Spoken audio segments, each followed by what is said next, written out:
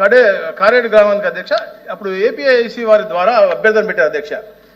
అది కలెక్టర్ నెల్లూరు వారు తేదీ 19/6/2025 అధ్యక్ష. ఆ రోజు నోటిఫికేషన్ ఇచ్చారు భూసేకరణ కోసం.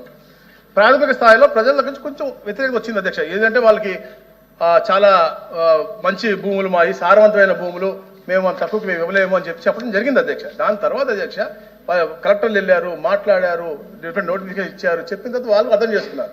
సరే ఇక్కడ సారవంతమైన భూములు 2 పంటలు వస్తాయి కాబట్టి 5 లక్షల రూపాయలు మార్కెట్ వాల్యూ ఉంటే దానికి 12.5 లక్షల రూపాయలు వస్తాయి కాబట్టి 20 లక్షల రూపాయల దాకా వాళ్ళు ఇచ్చి ఒప్పించిన తర్వాత అధ్యక్ష ఈ రోజున అధ్యక్ష 500 ఎకరాల వరకు వాళ్ళే ఇచ్చారు అధ్యక్ష. ప్రతి వారం నేను నిన్న మాట్లాడారు జాయింట్ కలెక్టర్, ప్రతి వారం 100 మంది రైతులు వచ్చి ఇస్తున్నారు అధ్యక్ష. మేమే లాక్కుంది కాదే, వాళ్ళే ఒప్పుకుని. ఎందుకంటే ఆ ప్రాంతంలో 10 లక్షలు ఏదో ఉండేది. ప్రభుత్వం ఒక మంచి ఆలోచనతో ముందుకు వచ్చింది, మంచి ఉపాధి కలుగుతూ ఉంటుంది, ప్రాంతం అభివృద్ధి చెందుతుంది లక్ష్యంతో వాళ్ళు ఆలోచించారు కాబట్టి క్రమక్రమంగా అందరూ వస్తా ఉన్నారు అధ్యక్ష. మేము ఇవయ్యా మా ప్రాణాలు పోయినా మేము ఇవయ్యా, మేము అది తిట్ట బతకాలయ్యా, మేము కూడయ్యా, మేము కాయ కష్టం చేసి సంపాదించుకున్నాము, మేము ఎంతో బాధలు పడ్డాము నాయన. మేము ఇట్లా జరుగుద్దని మేము అనుకోలేదయ్యా, మమ్మల్ని ఇట్లా చేస్తారు అనుకోలేదు నాయన. మా ప్రాణం పోయినా మేము పొలం ఇవ్వయ్య, మమ్మల్ని ఊళ్ళో లేకుండా చేసిన చంపినా కూడా మేము ఇయ్యం పొలం. కొనేవాళ్ళు రమ్మని ఇక్కడికి నేను చెప్తా సమాధానము. వీళ్ళందరూ వచ్చి మమ్మల్ని ఎంతకీ రకంగా మా ఉసురు పోసుకుంటున్నారు, ఏం చేసి పోసుకుంటున్నారు. మా వచ్చే మాకేం ఉద్యోగాలా, మాకేం పెద్దోళ్ళు గుంపులు ఆస్తులు ఉన్నాయా, ఒక్కొక్క ఎకరా 2 ఎకరాలు 3 ఎకరాలు ఉన్నాయి.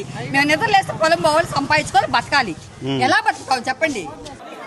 ఈ మీ ద్వారా బలవంతంగా సేకరించిన భూములను బ్యాంకుల్లో తాకట్టు పెట్టి 1000 ఎకరాలు కాజేసి అవినీతి చేసే కార్యక్రమం చేస్తున్నారు తప్ప ఏ ఒక్క చోట పరిశ్రమలు రాలేదు.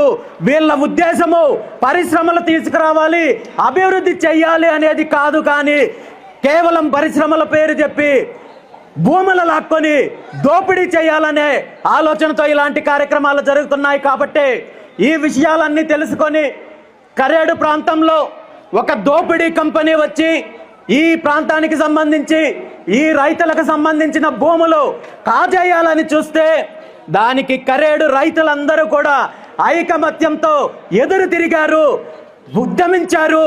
మేము ఇవ్వము, మా భూములు మాకు కావాలని చెప్పి ఎదురు తిరిగితే అనేక రకాలుగా వ్యవస్థలను అడ్డం పెట్టుకొని, అధికారాన్ని అడ్డం పెట్టుకొని భయభ్రాంతులకు గురి చేసే కార్యక్రమం చేశారు.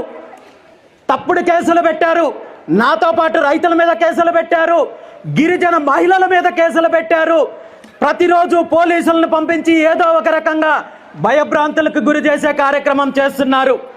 నేను ఈ సందర్భంగా ఒక్కటే చెప్తున్నాను, ఈరోజు మీరు వ్యవస్థలను ఉపయోగించి లేదా అధికారాన్ని ఉపయోగించి పోలీస్ వ్యవస్థను ముందు పెట్టి